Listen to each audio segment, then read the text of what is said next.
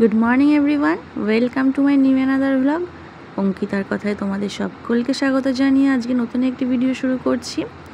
আজকে বিশ্বকর্মা পুজো, বুধবার। সকালবেলায় উঠে থাকো, স্নান ধান করে বিছানা টিছানা তুলে আমি রেডি হয়ে গেছি। আর রিওর ম্যাডামও চলে এসেছে রিওকে পড়াতে। এখন যাচ্ছি আমরা সবাই গাড়ি পুজো করতে, বুঝলে। রিওর পড়া হয়ে গেলে রিওও যাবে। চলো তাহলে সারাদিন কী করছি না করছি দেখতে থাকো।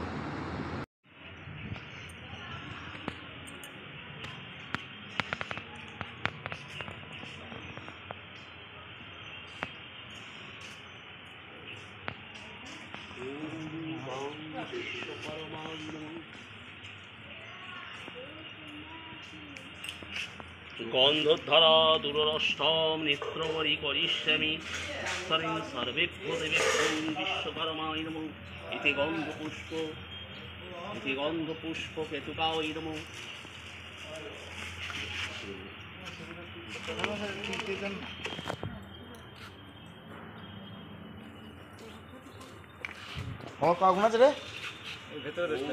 পুষ্পকেতু মাল্যদান ওম বিশ্বকর্মায় নমঃ।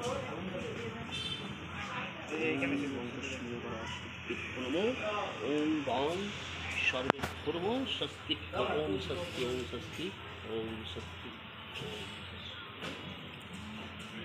ওম ইতি গন্ধপুষ্পং আধু সপ্তায় নমঃ। ইতি গন্ধপুষ্পং সপরিবারায় নমঃ। ইতি গন্ধপুষ্প ক্ষেত্রবলাকায় নমঃ। ইতি গন্ধপুষ্প ওম বাং বিশ্বকর্মায় নমঃ। ওম শ্রীলিপিকার্যে মহাকার্যে শ্রীচিত্তকর্মকার ওম বিশ্বকর্মায় নমঃ। বিষ্ণু বিষম তৎসদ্র ভাদ্রমাসে কৃষ্ণপক্ষে দশাঙ্কিতম কি নাম? রাজেন্দ্রনাথ চক্রবর্তী, ভরদ্বাজ গোত্র। রাজেন্দ্র চক্রবর্তী দেব সর্বান বিশ্বকর্মায় নমঃ। ইতি গন্ধপুষ্প দধিপতায়ে শ্রীবিষ্ণবে নমঃ। সমিষ্টান্দ সুপকারণনৈবেদ্যং ওম বিশ্বকর্মায় নমঃ। ওম তৎসৎ ওম তৎসৎ ওম তৎসৎ।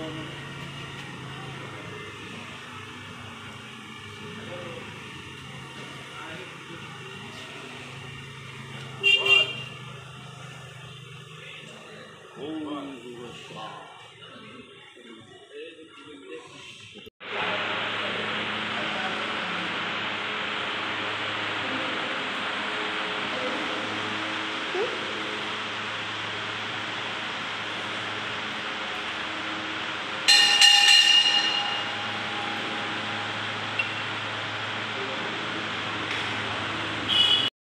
সব কাজ টাজ সেরেই এসে বসলাম। আজকে রান্না করা হয়েছে বলতে আজকে একাদশী, মায়ের জন্য রুটি করলাম আর আমাদের জন্য ডাল আলু সেদ্ধ আর ডিম সেদ্ধ এই করলাম। আলু সিদ্ধটা খাওয়ার সময় মাখবো কাঁচা লঙ্কা কাঁচা পেঁয়াজ নুন তেল দিয়ে, ঠিক আছে। আজকে সিম্পল রান্নাই করলাম, কারণ আর ওর বাবাকে বললাম যে এখন এই বেলাটা সিম্পল করি, পরের বেলা যদি ইচ্ছে হয় একটু বাইরে খাবো আজকে। বললো ঠিক আছে তাহলে তাই করো। আর আজকে লোকাল মার্কেটই করছে শান্তিপুরে, বুঝেছো। আর বাইরে হচ্ছে প্রচণ্ড বৃষ্টি। চলো তোমাদের সাথে শেয়ার করি কী জোরে বৃষ্টি হচ্ছে, শুধু দেখো একবার। এবার পুজো মনে হচ্ছে বৃষ্টিতেই ভেজাবে, দেখো কি অবস্থা।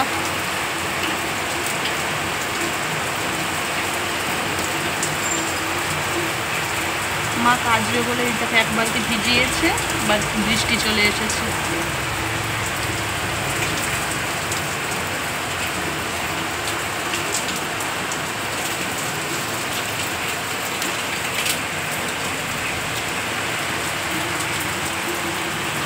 আর এই সবসময় বৃষ্টির জল আমার জানলা দিয়ে ঢুকে পড়ে।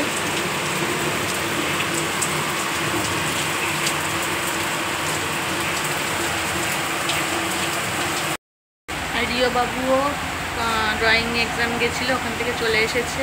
এখন এসে একটু রাগ দেখাচ্ছে, ফোন দেখবে বলে। আমি তো ফোন দিইনি, তাই এই দেখো।